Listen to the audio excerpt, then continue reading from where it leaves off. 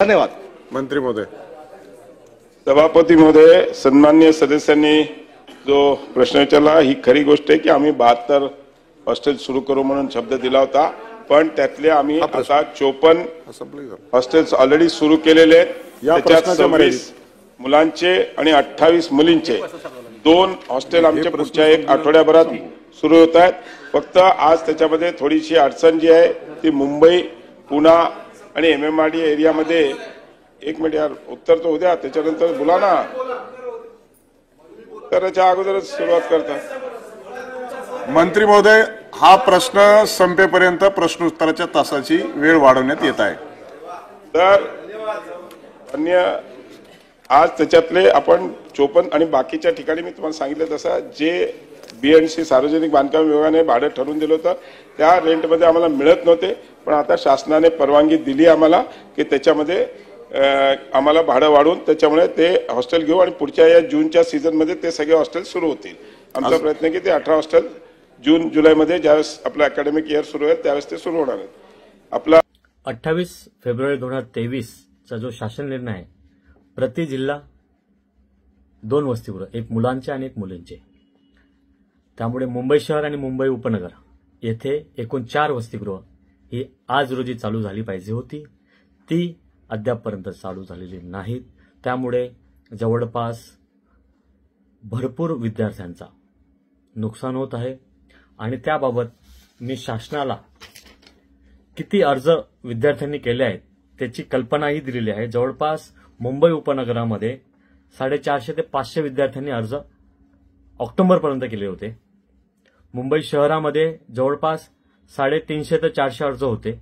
तर आता ह्या विद्यार्थ्यांना किती हाल असतील. या विद्यार्थ्यांचे महाविद्यालय चालू झालेले आहेत, वसतिगृहात प्रवेश नाही आहे. तर हे मुलं मग योजना आहे ज्ञानज्योती आधार योजना त्याच्यामध्ये ऍप्लिकेशन करतात. परंतु ज्ञानज्योती आधार योजना ही मुळात अशी आहे की ज्या विद्यार्थ्यांना वसतिगृहात प्रवेश मिळाला नाही त्यांच्यासाठी ती योजना आहे. परंतु इथे अद्यापपर्यंत शासनाने वसतिगृहच चालू केलेली नाही आहेत, म्हणून विद्यार्थ्यांना तो पर्याय निवडावा लागत आहे. त्यामुळे माझी शासनाला विनंती आहे की कृपया करून हा एक सामाजिक विषय आहे. ही 4 वसतिगृह मुंबईत आणि मुंबई उपनगरामध्ये चालू झाली पाहिजे, जेणेकरून आपल्या राज्यातील OBC विद्यार्थ्यांसोबत हा न्याय होईल. एवढीच माझी शासनाकडे अपेक्षा आहे. शासनाला आतापर्यंत 10 ते 12 लेटर दिलेले आहेत, मुख्यमंत्र्यांपासून ते खाली सहाय्यक संचालकापर्यंत, जे जिल्ह्याच्या लेवलला काम करतात. परंतु कुठलाही समाधानकारक प्रतिसाद आम्हाला मिळत नसल्यामुळे येत्या 7 ते 8 दिवसात विद्यार्थी मंत्रालयासमोर, ते मंत्रालयाच्या आजूबाजूला असू शकते, जशी आम्हाला परवानगी मिळेल, आणि परवानगी मिळाली तर ठीक, नाही मिळाली तरी आम्ही तिथे उपोषण करू. कारण की हा विषय विद्यार्थ्यांची शिक्षणाचा आहे. त्यांचे फार मोठ्या प्रमाणात आर्थिक शोषण सुद्धा होत आहे, कारण की गावाकडनं विद्यार्थी पैसे मागतात पालकांकडनं. त्यामुळे शासनाने ही बाब गंभीरपणे लक्षात घेऊन त्वरित येत्या 5 दिवसामध्ये वसतिगृह चालू करावेत. जे मुलींचे 2 प्रस्ताव आहेत ते तरी लवकरात लवकर चालू करा, आणि ते जर चालू झाले तर इतर जे इमारतधारक आहेत ते पुढे येतील आणि मुलांचे वसतिगृह चालू होतील. त्यामुळे माझी शासनाला विनंती आहे की आता वसतिगृह प्रवेश प्रक्रिया आपण चालू करावी, जेणेकरून ती प्रवेश प्रक्रिया येत्या 5 दिवसात 8 दिवसात चालू होईल, पूर्ण होईल 15 दिवसाच्या आतमध्ये. आणि मग 15 दिवसात जेही प्रस्ताव आलेले आहेत आपल्याकडे त्यांना मान्यता देऊन ते वसतिगृह चालू करा आणि त्या विद्यार्थ्यांना ते प्रवेश द्या. हीच माझी शासनाला एक विनंती आहे. त्यामुळे माननीय मुख्यमंत्री महोदय, आपल्याला ही माझी विनंती आहे की आपण या विषयामध्ये लक्ष द्यावे. कारण की OBCचं मंत्रालय आपणच 2015-16 मध्ये याची चालना दिली आणि त्यामुळे हा विभाग स्वतंत्र झाला. हा विभाग स्वतंत्र झाल्यामुळे सामाजिक न्याय विभागाच्या वसतिगृहांमध्ये आज OBC विद्यार्थ्यांना 5% रिझर्वेशन आहे. त्यामुळे आपण निर्णय चांगला घेतलेला आहे.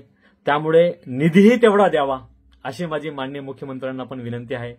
कारण की मागे 1-2 फायलींवरती मी जेव्हा तपासलं, काम केलं सप्टेंबर ऑक्टोबरमध्ये, निधी अभावी ती वसतिगृह चालू होत नाही असे माझ्या कानावरती आले.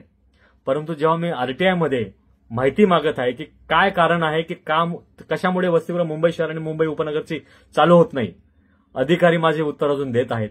त्यामुळे त्या उत्तरात मला पडायचं नाही. हे वसतिगृह चालू झाली पाहिजे. हा एक सामाजिक विषय आहे. हे गोरगरीब विद्यार्थी आहेत. निराशाच्या भूमिकेत जाऊन आम्हाला मंत्रालयाच्या आजूबाजूला कुठेही जिथे जागा भेटेल तिथे आम्ही बसू आणि आंदोलन करू. कृपया आमचं आंदोलन एकदम शांततेत असेल. आम्ही कुठल्याही प्रकारचे आरडाओरड करणार नाही. आम्हाला एक जागा द्या, आम्ही तिथे बसून घेऊ. जोपर्यंत आपला निर्णय होत नाही तोपर्यंत आम्ही मंत्रालयाच्या समोर बसून राहू. त्यामुळे माझी विनंती आहे की हा निर्णय लवकरात लवकर घेऊन याच्यावरती कारवाई करावी. धन्यवाद. जय हिंद, जय महाराष्ट्र, वंदे मातरम.